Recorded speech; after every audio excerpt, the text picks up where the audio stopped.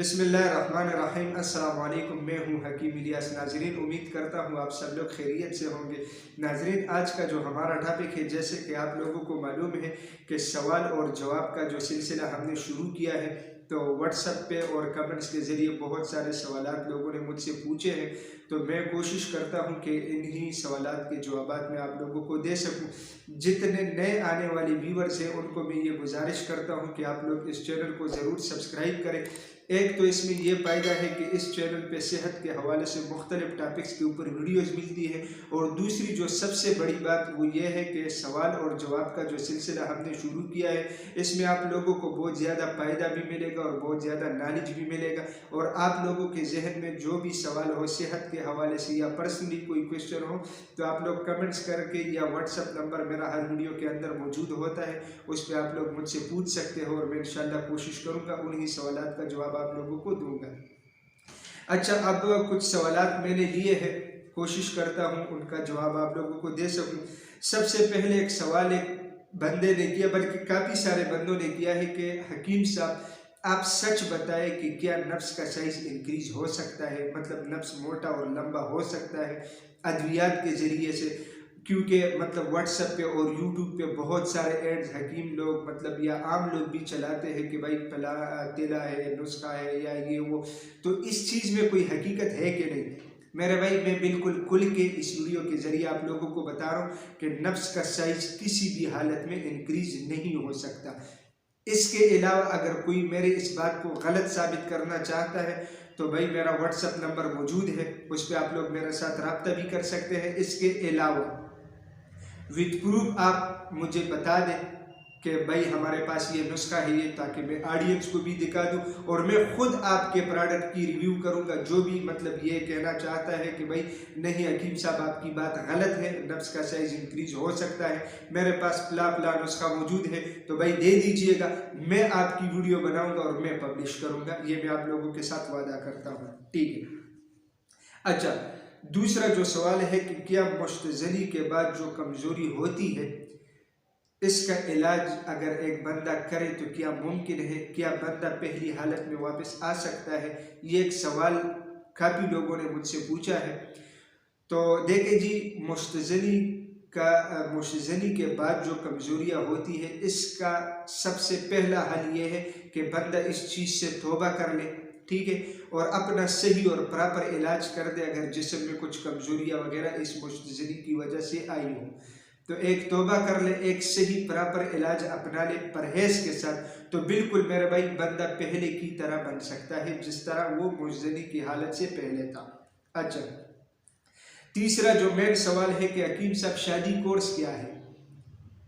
तो देखिए जी, ये वर्ड जो है ये भी मतलब बहुत ज़्यादा मशहूर हो चुका है, हर जगह पे आप लोगों ने देखा होगा शादी कोर्स, शादी कोर्स, शादी कोर्स। तो देखिए जी, असल में ये एक नाम मशहूर हुआ है, हालांकि इसके अंदर कोई ख़ास ऐसी बात नहीं है। दूसरी बात यह है कि अगर शादी कोर्स के हवाले से अगर आप लोग इसकी हकीकत जानना चाहते हैं कि शादी कोर्स असल में है क्या और इसकी हकीकत क्या है और क्या ये सही है या सही नहीं है, अगर आप लोग चाहते हैं कि इसका मैं आप लोगों को तफसीलन जवाब दूं और इसके ऊपर एक तफसीली वीडियो आनी चाहिए, तो नीचे कमेंट्स करके मुझे ज़रूर बताइएगा कि क्या मैं शादी कोर्स के हवाले से वीडियो बनाऊं, ताकि मैं इसकी हकीकत आप लोगों के सामने लाऊं कि शादी कोर्स है क्या, क्या करना चाहिए या नहीं करना चाहिए, और शादी कोर्स के अंदर होता क्या है वो भी मैं आप लोगों को बताऊंगा। अच्छा, चौथा जो सवाल है कि नफ्स का साइज कितना होना चाहिए, ये एक बहुत इम्पोर्टेंट सवाल है। अक्सर नौजवान और मतलब शादीशुदा अफराद भी ये सवाल उठाते हैं कि हकीम साहब नफ्स का साइज कितना होना चाहिए। तो देखिए जी, मैं आप लोगों को बिल्कुल क्लियर बता रहा हूँ कि नफ्स का साइज 3 इंच हो तो औलाद पैदा हो जाती है और बीवी भी सेटिस्फाइड हो जाती है। नफ्स में सख्ती होनी चाहिए, ठीक है, क्योंकि ये गलत चीज़ हमारे दिमाग के अंदर अगर आया है तो उसकी मेन वजह यह है कि या तो लोग ज़्यादातर ये बहस वीडियोज़ वगैरह ये चीज़ें देखते हैं, और या मतलब कुछ ऐसे हकीम हजरात मतलब है काफ़ी यूट्यूब पे कि मतलब वो बहुत सब्ज़ बाग दिखाते हैं कि भाई ये इतना होगा, इतना होगा, इतना। हालांकि इस चीज़ में कोई हकीकत नहीं है।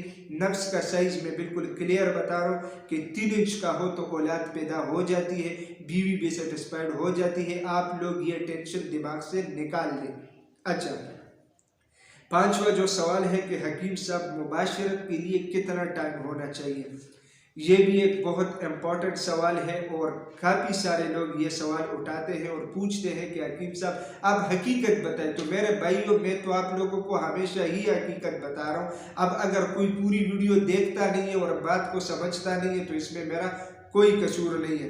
देखिए जी, एक आम नॉर्मल इंसान जो सेहतमंद होता है जिस्मानी लिहाज पे भी और जिनसी लिहाज पे भी, इन दोनों सूरतों पे अगर एक बंदा फिट होता है तो उसके टाइमिंग का दौरानिया होता है 2 मिनट से लेके 5 मिनट तक। ठीक है, इससे ज़्यादा टाइमिंग अगर आप लोगों ने वीडियोस वगैरह में देखा होगा तो इसमें बिल्कुल हकीकत नहीं है।